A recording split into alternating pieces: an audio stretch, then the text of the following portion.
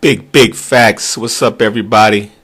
Yo, I was just sitting here thinking about some of the best epic hood movies that I grew up watching. And I don't even think they make good hood movies anymore. But I'm gonna talk about five and put them in my list from top to last. We got Boyz in the Hood. We got Menance to Society. We got Juice. We got Poetic Justice, and we got New Jack City. And that's just in that order. That's my favorite. Boyz in the Hood, out of all those movies, Boyz in the Hood is my favorite. It's number one. Number two is Menance to Society. Number three is Juice. Number four is Poetic Justice. And you don't really have to have Poetic Justice in there as a hood movie, but I put it in there anyway because it's on a borderline. It's a borderline hood movie. I know it's a love story, but it's a borderline hood movie too. And New Jack City, number five. Excuse me. So, when I was growing up, Boyz in the Hood, and out of all these movies, I picked Boyz in the Hood as number one because Boyz in the Hood is the first hood movie I seen. Not only it wasn't the first, came out, I saw it around the summer of 91. I think 90 or 91, one of them. They say it came out in 91, but okay. Saw it around the summertime, and I think it beats Menance to Society because of its originality. Not only that, Ice Cube is a big factor. Ice Cube was hella hot at that time on the rap scene, and he really portrayed that image of Doughboy. Ice Cube had a mystique about him. There was no social media back then, so he really looked like a gangster on his albums. NWA was hot. Ice Cube personified that gangster image, and it just made the movie all the more real. And Ice Cube in that car don't get talked about enough. Don't get talked about enough. That car Ice Cube had, that gold Impala, I think it was. People don't talk about that, how bad that car was. That car still is the shit today. That's a pretty ass car, bro. And that it was so epic how Cube get in the car and will bounce up. You know, I think hydraulic sales went through the roof after that movie, man. People was trying to emulate that car too, I bet. But Ice Cube should have won an Oscar for that movie. Really though. You know, the whole movie was so original. It was unlike anything I've ever seen before.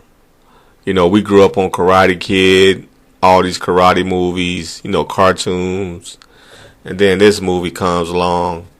I don't even think the 70s had nothing like 70s had nothing as good as this. And you know, the 70s was full of black exploitation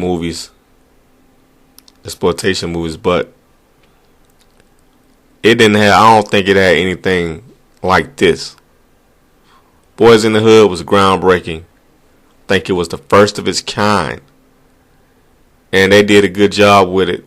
It still stands the test of time today. Oh man, the tension in the hood between young black men, the females, you know,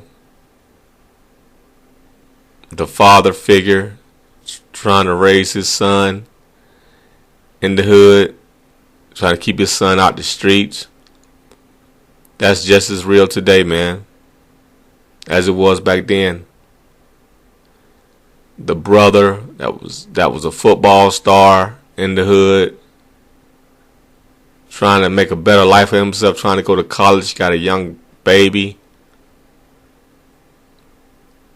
You know, the soundtrack was epic. Everything, they hit every point in this movie. You know, beautiful story.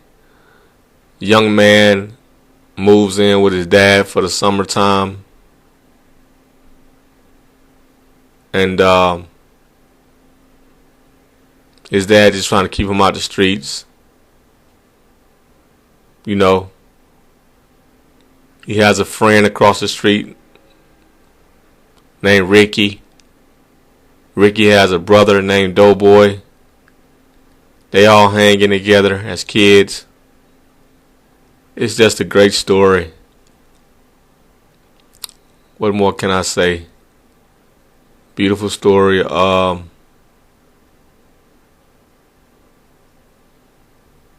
Like I really think Ice Cube was the main. I think Ice Cube was really the his character is the reason I choose, you know, Boyz n the Hood over all these other movies. It's just like Ice Cube's character, man. He really did that movie like a platinum album. You know, every line, every word he said, you know, it was just ironic, iconic, epic. So if y'all haven't seen Boyz n the Hood, you gotta watch Boyz n the Hood. Menace to Society was good. It's my number 2. Filmed by the Hughes brothers. It was good. Kane, you got Kane, the leading role, Kane, and Kane hasn't got his just due. He wasn't a breakout star like he should have been. But you got Kane, you got O-Dog. O-Dog became the breakout star. I thought it would be Kane. I thought it would be both of them, for real. You know, how's your leading man not a breakout star? And the supporting role, O-Dog, became the breakout star that Tyron Turner should have been. Well, they both should have been should have been two breakout stars. Man, don't know what happened with Tyron. But for Menace to Society, O-Dog really shined through that movie like Cube shined through Boyz n the Hood. O-Dog kind of stole the spotlight from Tyron. Still, Tyron held his own, but O-Dog was the man.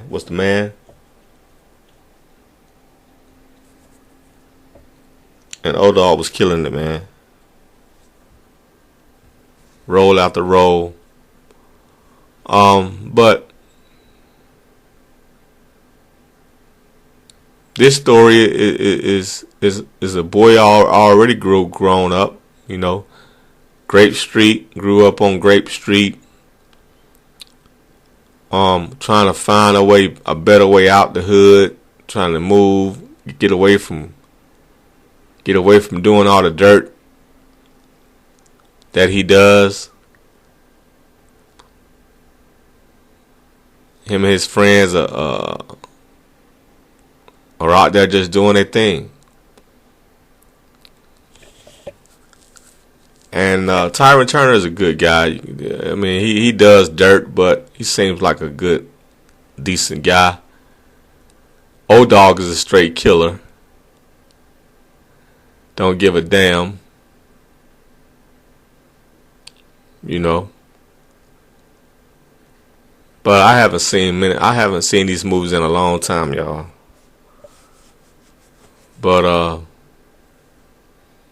yeah, it's basically Menace to Society is basically a movie that's a hood movie.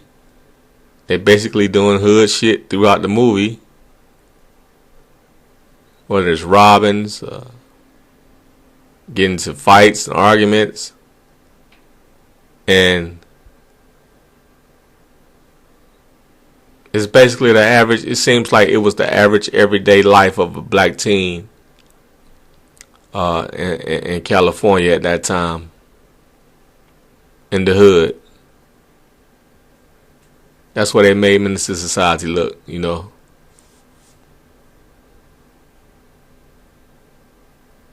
They show you the hood parties. You know, they showing you the dudes that was down. You know, you basically looking at a clique of dudes that was hood, that was hood and street smart, that was down for each other. You know, and you see how they get caught up in that world.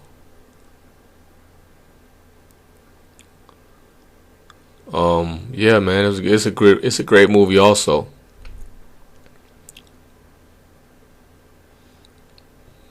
But yeah, man. So I may do a full review of all these movies later on. But yeah, that's my ranking, man. Big facts. Peace.